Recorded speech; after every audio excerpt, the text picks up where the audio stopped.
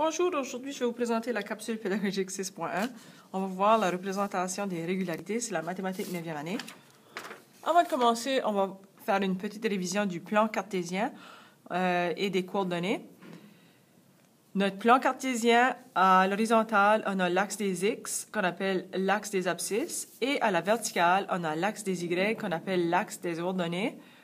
Le point A ici, les coordonnées sont 3 et 2. Pour savoir c'est quoi les coordonnées, je dois commencer par trouver c'est quoi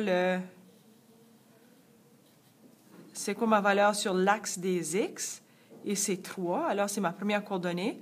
Et par la suite, je dois trouver c'est quoi la valeur où mon point est aligné avec quoi sur l'axe des Y, et ici c'est 2. Lorsque vous allez écrire les coordonnées, il faut les mettre entre parenthèses et les séparer par une virgule. Ici, mon point B, j'ai fait la même chose, j'ai regardé sur l'axe des X, et c'est moins 4, l'axe des Y, moins 5. La représentation des régularités. Une relation linéaire, c'est une relation dont la représentation graphique est une droite. Ici, c'est exactement ce que ça dit là. On voit ici, c'est notre représentation graphique, et ça, c'est notre droite.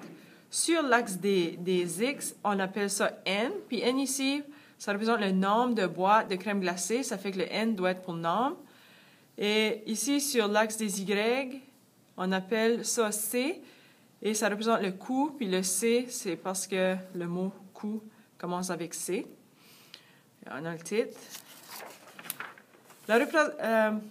Les relations linéaires, on vient de voir exactement ça, mais avec ça, on a l'équation linéaire. C'est une équation dont la représentation graphique est une droite. Alors, qu'est-ce qu'il y a ici dans la table de valeurs à la droite? Si je le mets sous forme de graphique, c'est exactement ce que j'ai à la gauche. Qu'est-ce qu'il y a à la droite? C'est qu'est-ce qui va sur l'axe des X. Et vous voyez ici, je l'ai appelé N, parce que c'est appelé N. Et à la droite, dans mon tableau, c'est l'axe des Y, mais c'est C. Et si je regarde mes coordonnées, ben, le premier, c'est 1. Et sur C, c'est 4, 2, 8, 3, 12. Alors, vous voyez, c'est tout écrit.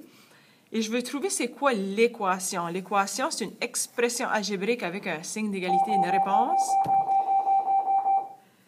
Alors, je vois ici, pour me rendre à 8, à 12, je fais toujours des bandes 4. Ça fait, pour trouver c'est quoi l'équation, je vais commencer par avoir 4 multiplié avec n. Et si je fais ça, 4 fois 1, ça me donne 4. Vous voyez, je vais essayer de voir si c'est ça mon équation. Je vais faire 4 fois 2, ça me donne 8. Alors, ça fonctionne. Alors, mon équation, c'est seulement C égale 4 fois N. Lorsque vous allez travailler, vous allez avoir des situations comme celle-ci, où est-ce que vous avez des dessins. Ici, j'ai figure 1, 2, 3, 4.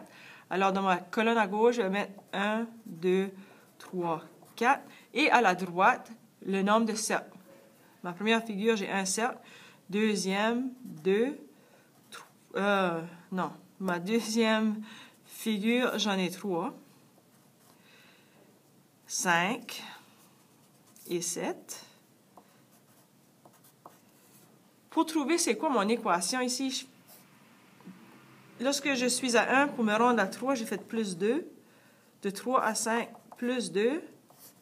Plus 2. Alors, je vais faire ça. Je multiplie 2 avec ma variable. Ben, dans ce cas ici, c'est f. 2f. Là, je vais l'essayer. Si je fais 2 fois 1, ça me donne 1. Si j'ai 1, ça fonctionne. Je vais essayer... Oh non, non, non. Qu'est-ce que je fais là? 2 fois 1, ça me donne 2. Si j'ai 2, comment est-ce que je fais pour avoir 1? Il faut que j'enlève 1. Ça me donne 1. Je vais essayer ça. 2 fois 2, ça me donne 4. Mais si j'ai 4, comment je fais pour me rendre à 3? Il faut que j'en enlève 1. Alors, mon équation, ça va être 2f moins 1 égale C. Lorsque vous allez travailler, ils vont vous poser des questions comme celle-ci, où est-ce que il veut savoir, lorsque vous êtes à la figure 71, combien vous allez avoir de cercles. Alors, tout ce que vous avez besoin de faire, c'est utiliser vos connaissances en algèbre. Si je sais que f égale à 71, je vais remplacer f avec 71. Puis vous voyez, égal à c, c'est le nombre de cercles qu'on veut trouver. 2 fois 71, c'est 140 plus 2, 142, moins 1 égale c. Ceci, ça me donne 141. Alors, je vais avoir 141 cercles lorsque je vais être à la figure 71. Et maintenant, on a l'inverse où est-ce qu'on veut savoir combien de... c'est à quelle figure qu'on a 83 cercles. Alors, 2, f, moins 1 égale, je sais que c'est 83. Je dois isoler ma variable. Je vais commencer par m'occuper du terme constant ici. Je vais faire plus 1, ça me donne 84. J'ai 2, f égale 84. Pour isoler ma variable, je divise par 2, et à la fin, j'ai f égale 42. Alors, à la figure 42, je vais avoir 83 cercles.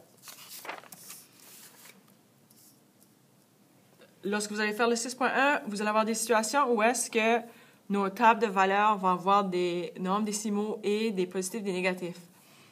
Dans ce cas-ci, on fait la même chose. Je trouve, si j'ai moins 0,5, comment est-ce que je fais? Qu'est-ce qui arrive pour que je... C'est un bond de combien pour que j'ai 4? Un bond de combien pour avoir moins 7,5? Et pour me rendre de moins 0,5 à moins 4, je dois additionner moins 3,5. Ça fait pour trouver mon équation, si je fais moins 3,5 multiplié avec 1, ça me donne moins 3,5. Mais comment est-ce que je fais pour avoir moins 0,5? Pour faire ça, il faut que j'additionne 3. Je vais laisser ici avec 2. J'ai moins 3,5 fois 2. Ça me donne moins 7.